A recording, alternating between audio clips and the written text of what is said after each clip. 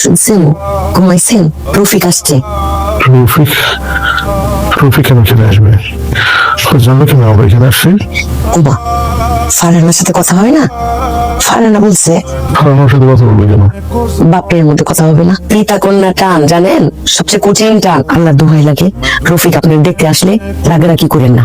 আপনি নিজের সন্তানের কথা চিন্তা করেন। নিজের সন্তানের যে একটা থাপ্পড় দিছেন, আর আসছে? আসে নাই। আর রফিক কতবার করে আসলো, 1000 বার আপনার কাছে হাত জোর করে মাপ চাইলো, আপনি মাপ করলেন না। রফিক যতবার মাপ চাইছে আল্লাহ ক্ষমা করে দিত। আপনি তো মানুষই। আসলে তোমরাই ঠিক, আমি ঠিক না। কত সুন্দর করে সবকিছু মানা নিতে পারো, আমি সবকিছু মানাইতে পারি না। ইলটা আমরা পেলাম না কেন? ম্যাডাম, ওয়ার্কার একটা ফাদার কোম্পানি পেয়েছে। What? G madam.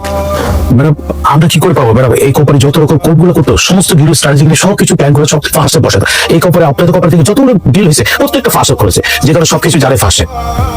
আপনারা কি এত চুপ থাকবেন? বসে কি করেন? হ্যাঁ, আসার পর থেকে খালি শুনতেছি ফাহাদ ফাহাদ ফাহাদ। আসসালামু আলাইকুম।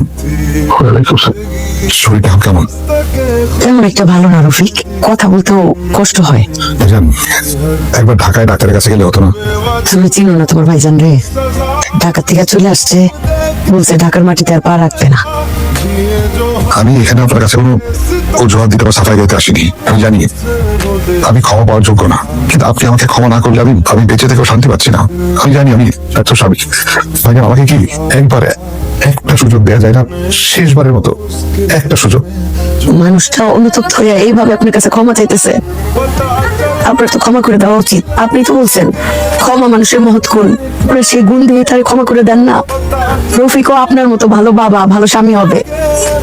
ওর জন্য মূল্যন্ত অন্য কোনো কান্দনের দিন শেষ, রফিক রে তোর ভাইজান মাফ করে দিছে, বলছে দুপুরে মুড়ি ঘন্টার আয়োজন করো।